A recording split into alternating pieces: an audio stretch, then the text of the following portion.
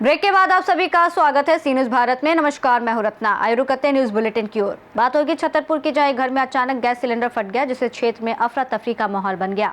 साथ ही बात होगी हजारीबाग की, जहां जिला प्रशासन आगामी रामनवमी, ईद और सरहुल पर्व को शांतिपूर्ण माहौल में संपन्न कराने के लिए सतर्क नजर आ रहा है। ऐसी तमाम खबरों पर विस्तार से चर्चा करेंगे। हरदोई के माधवगंज में ज्योति मठ के शंकराचार्य स्वामी अविमुक्तेश्वरानंद सरस्वती पहुंचे। वो गौ प्रतिष्ठा धर्मयुद्ध शंखनाद अभियान के तहत बनारस से लखनऊ तक यात्रा कर रहे हैं, जिसका उद्देश्य समाज को गाय को राजमाता और राष्ट्रमाता का दर्जा दिलाने के लिए जागरूक करना है। शंकराचार्य ने अपने संबोधन में कहा कि यदि गाय को राष्ट्रमाता का दर्जा नहीं दिया गया तो 11 मार्च को लखनऊ में धर्मयुद्ध शंखनाद किया जाएगा, जो पूरी तरह वैचारिक संघर्ष होगा। उन्होंने चिंता जताई कि देश में गायों की संख्या 15 से 20 लाख तक घट चुकी है और इसके साथ ही गौ हत्या से जुड़ी कंपनियों से चुनावी चंदा लेने की भी बातें सामने आई हैं। उन्होंने आरोप लगाया कि कुछ राजनीतिक दल गौ हत्या से जुड़ी कंपनियों से वित्तीय समर्थन ले रहे हैं। शंकराचार्य ने चेतावनी दी कि अगर उनकी मांग पूरी नहीं होती तो 11 मार्च के बाद नकली और असली हिंदुओं के बीच वैचारिक धर्मयुद्ध शुरू होगा, जिसमें कोई हथियार नहीं बल्कि विचारों का संघर्ष होगा। भारत के नाम से जाना जाता है। भारत का मतलब है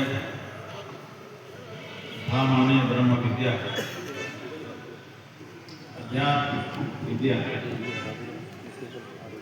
उस विद्या में जो रत रहे, लगा रहे, उस देश का नाम भारत है। इस देश में सदा से अध्यात्म सर्वोत्कृष्ट स्थान पर विद्यमान रहा है। इसीलिए इसको धर्म प्राण देश भी कहा जाता है। बाकी पूरा विश्व जहाँ भोग भूमि है, वहीं ये भारत भूमि कर्म भूमि के रूप में भी प्रतिष्ठित है। इसीलिए देवता भी हरदोई से सी न्यूज संवाददाता जितेंद्र कुमार की रिपोर्ट। छतरपुर जिले के राजनगर नगर परिषद के वार्ड नंबर 14 रानीपुरा में रविवार को उस वक्त हड़कंप मच गया जब राजन कोरी के घर में गैस सिलेंडर फट गया। धमाका इतना जोरदार था कि पल भर में परिवार का आशियाना मलबे में बदल गया। घर का सारा सामान और छत पूरी तरह नष्ट हो गई है। इस घटना से आसपास के इलाके में दहशत का माहौल है। पीड़ित परिवार ने प्रशासन से आर्थिक सहायता और मुआवजे की मांग की है, ताकि वो फिर से अपने सिर पर छत खड़ी कर सके। परिवार के सदस्य मजदूरी कर दूसरों के घर बनाते थे और पिछले 4-5 सालों में बड़ी मेहनत से घर बनाया था, लेकिन सिलेंडर के विस्फोट ने उनकी सारी मेहनत को धराशायी कर दिया। राजनपुरी क्या हुआ? हमारे घर में आग लग गई साहब, सिलेंडर फट गया। हम बाहर थे, मजदूर आदमी, घर कुछ है नहीं हमारे पास, हम तो बाहर निकल गए थे। बच्चे, ये छोटे छोटे बच्चे रहते थे यहाँ पे, जी रहती थी, वो एक लड़का रहता था। तो क्या नुकसान हुआ आपके घर पर? अब इतना हो गया कि ये पूरा ही हो गया, समाप्त, कुछ नहीं बचा। हम पे तो गरीब आदमी का मकान की छत उड़ गई, सब छत सब उड़ गई, दीवारें सब उड़ गई, मोमटी उड़ गई, गेट पल्ला सब झक्के हमारे। क्या चाहते हैं आप? हमारी यही है, हम आपसे यही अनुरोध करी कि हमारी कुछ मदद करिए साहब, गरीब आदमी मुआवजा चाहते हैं। हाँ। क्या नाम है बहन जी? हमारा नाम सुनीता है। कैसे सिलेंडर फट गया? हम तो खुदार चढ़ा दी और झाड़ू लगाने लगे इधर, वो 10 मिनट बाद आए तो एक सिलेंडर में आग लग गई थी। आग लग गई, जब हमने बोला कि आग लग गई तो एक जने आए बुझाने को, तो बुझा रहा था, उसके भी हाथ जल गए। और फिर गांव को पता चला तो वे भी आए बुझाने के, तो बुझी नहीं। जलो पुलिस को फ़ोन लगाया, जलो सिलेंडर घल गया। कितना नुकसान हुआ लगभग आपके घर पर? नुकसान तो हो गया इतना कि 4-5 लाख से ऊपर हो गया।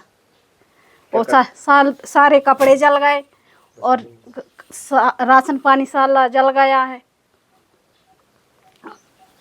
क्या चाहती हैं आप? हम यही चाहते हैं कि हमारी जितनी हो सके तो मदद करे सरकार। छतरपुर से सी न्यूज संवाददाता कुलदीप सक्सेना की रिपोर्ट। हजारीबाग जिला प्रशासन आगामी रामनवमी, ईद और सरहुल पर्व को शांतिपूर्ण माहौल में संपन्न कराने के लिए पूरी तरह से सतर्क हो गया है।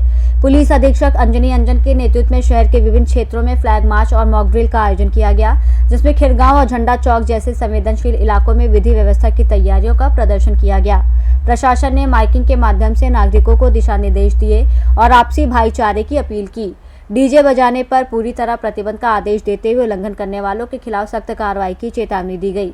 इस मौके पर सदर अनुमंडल पदाधिकारी आदित्य पांडे, एसडीपीओ अमित कुमार और अन्य प्रशासनिक अधिकारी मौजूद थे। जुलाई 2024 के आदेश के आलोक में प्रशासन पूरी तरीके से कटिबद्ध है कि किसी भी प्रकार के डीजे यंत्रों के उपयोग का अनुमति प्रशासन के द्वारा नहीं दिया जाएगा। तो ये बहुत क्लियर है कि किसी भी त्योहार में, किसी भी पर्व में, आपके किसी भी जुलूस में किसी भी प्रकार के डीजे का उपयोग नहीं होगा। अगर आप ऐसा करते हैं तो प्रशासन फिर प्रतिबद्ध हो जाएगा कि आपके खिलाफ विधि सम्मत कानूनी प्रक्रिया का अनुपालन करवाए, और न सिर्फ आपके खिलाफ बल्कि जो भी आयोजक उसमें संलिप्त पाए जाएंगे, भले ही वो चोरी छिपे कर रहे हो या प्रत्यक्ष रूप से कर रहे हो या परोक्ष रूप से कर रहे हो, इसके लिए जिम्मेदारी आपकी रहेगी। प्रशासन चाहता है कि आप कोई भी त्योहार, कोई भी पर्व पूरे हर्ष उल्लास के मनाएं, अपने पारंपरिक तरीके के जितने भी हमारे जो ढोल होते हैं, नगाड़े होते हैं, ताशा होता है, जिसका अभी कुछ समय पहले बहुत ही प्यारा एक प्रदर्शन जो है पुलिस लाइन से भी निकाला गया था, उसको देखते हुए भी आप लोगों को भी ये प्रेरणा दी जा रही है कि आप लोग भी जितना भी पर्व त्योहार है उसको बिल्कुल पारंपरिक तरीके से मनाइए और प्रशासन को भी उसमें पार्ट बनाइए। Thank you so much. Hazaribagh से सीनियर संवाददाता मुकेश सिंह की रिपोर्ट। इंदौर के सांसद शंकर लालवानी पर अभद्र टिप्पणी करने वाले social media influencer Jatin Shukla को इंदौर क्राइम ब्रांच ने गिरफ्तार कर लिया है।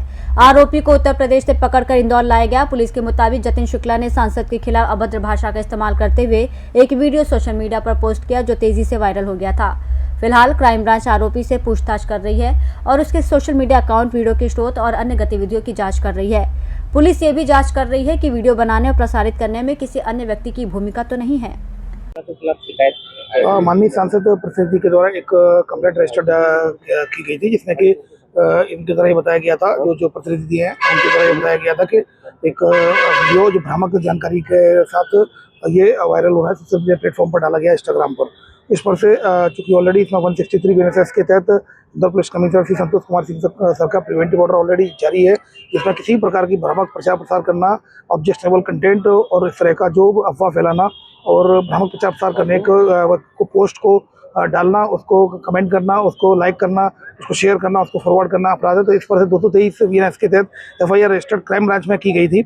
इसमें जतिन शुक्ला जो कि यूपी का रहने वाला, उसके खिलाफ की गई थी और उसको नोटिस के तहत उसको भरवाया गया था, जो कि आज यहाँ पर आया, उसके पूछताछ की गई इन्वेस्टिगेशन में और स्टेटमेंट लिए गए।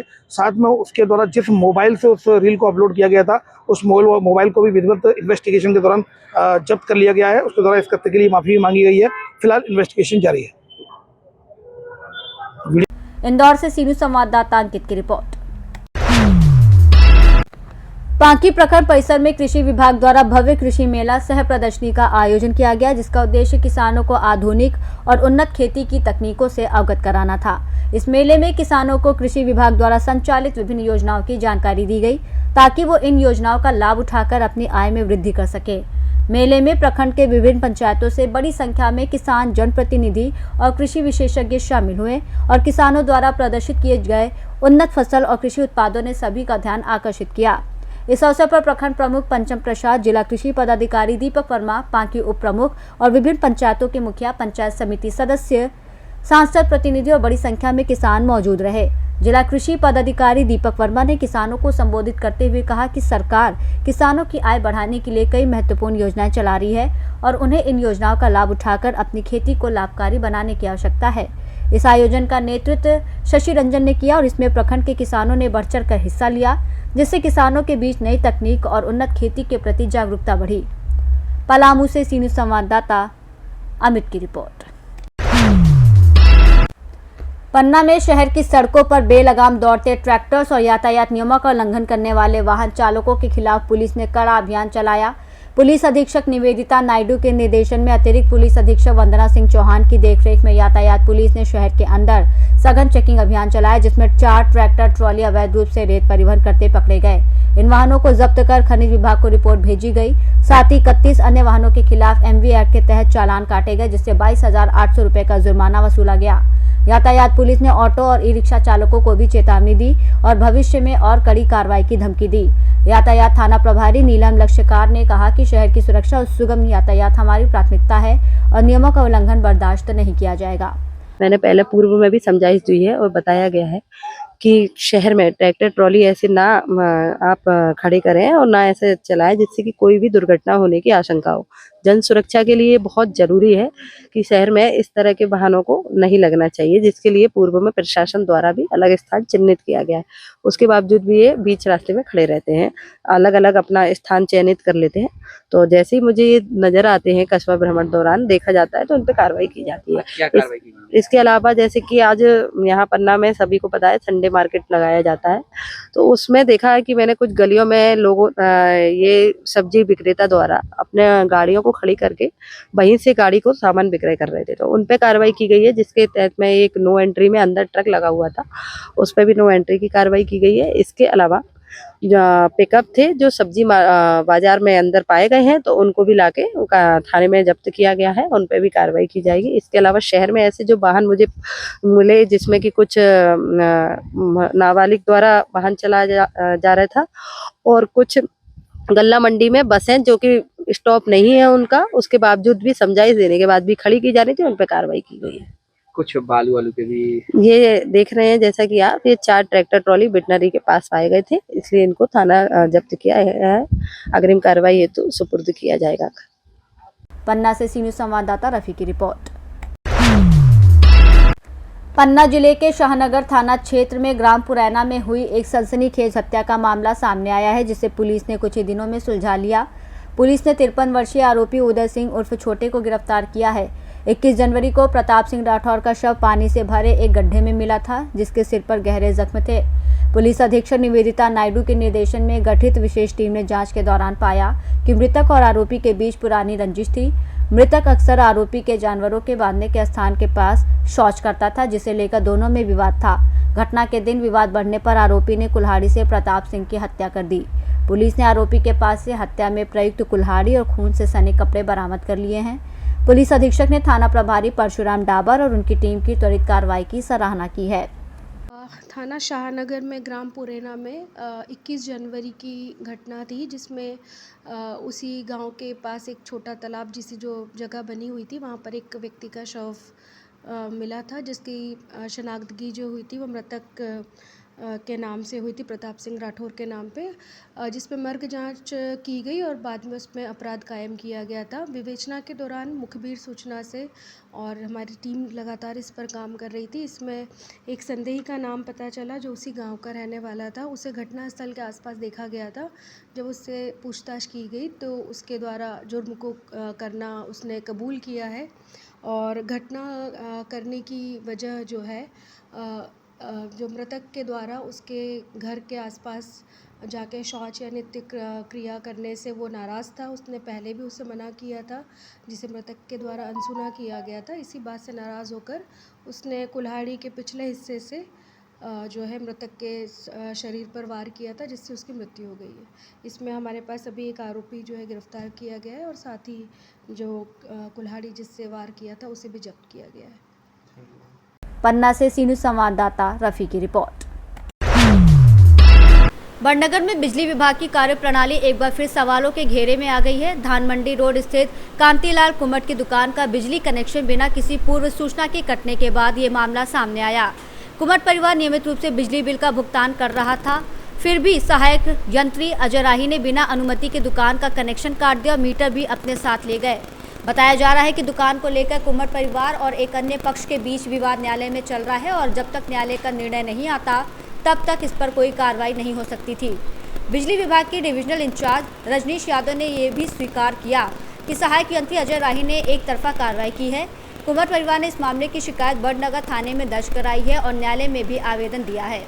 जी सर, बताएं, कांतिलाल कुमट की दुकान पर एक मीटर को हटाया गया था और उसको आपके द्वारा पुनः, आपके अधिकारी के द्वारा पुनः लगवाया गया है, तो फिर काटा गया था, तो पुनः क्यों लगाया गया, क्या है पूरा मामला? उसमें हमारे जो बड़नगर शहर के अधिकारी हैं सहायक केंद्रीय द्वारा, उनके द्वारा चूँकि एक आवेदक द्वारा आवेदन किया गया कि ये स्वामित्व मेरा है, मेरे परिसर का इस परिसर में मेरा स्वामित्व है, इसलिए इस यहाँ पे जो कनेक्शन है पुराना मीटर लगा हुआ है, इसको आप परमानेंटली डिस्कनेक्ट कर दें या स्थायी रूप से विच्छेदित कर दिया जाए। जिस पर संज्ञान लेते हुए हमारे सहायक केंद्र द्वारा उस मीटर को टेम्प्रेरी रूप से विच्छेदित किया गया था। जब एक दिन पश्चात, अगले दिन पश्चात, चूंकि वो उस मैटर पे कोर्ट में केसेस चल रहे हैं और क्रॉस अपीलें चल रही हैं, तो उसमें जब दूसरे पक्ष द्वारा आवेदन किया गया और सही चीज़ों से अवगत कराया गया, तो दोनों पक्षों के दस्तावेज देखने के पश्चात ये मालूम ज्ञात हुआ कि ये कोर्ट में केस जो है विचाराधीन है और इस पर कोई अंतिम निर्णय कोर्ट का हुआ नहीं है। तो दोनों पक्षों के दस्तावेज को उचित अवलोकन करने के पश्चात यह पाया गया और हमारे जो एमपीवी के जो हमारे अधिवक्ता हैं श्री गणेश रावत द्वारा, उनसे भी इस विषय में मार्गदर्शन लिया गया।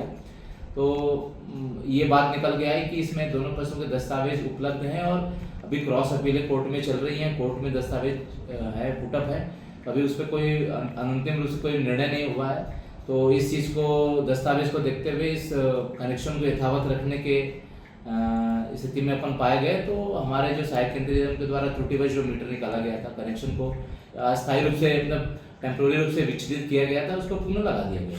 तो सर चोरों की तरह घर में घुस के, क्योंकि वहाँ तो अगर मीटर काटना था तो चोरों वाला बात तो मेरे को नहीं पता है, बट सहायक केंद्र द्वारा स्वयं आगे बढ़ के नहीं, बल्कि आवेदक एक नहीं सर, हाँ इसमें आवेदक की, चलो माना आवेदक ने आवेदन दिया था हटाने के लिए, पर उसकी शटर को तोड़, शटर के ताले को खोल के भी बिना, जो जिसका मीटर लगा था, बिना सूचना किए किया गया। नहीं, आवेदन द्वारा, चूंकि आवेदक द्वारा ये आवेदन दिया गया था, इस आवेदन के पश्चात ही कार्यवाही प्राप्ति के पश्चात ही आवेदन के तौर पे कार्रवाई की गई।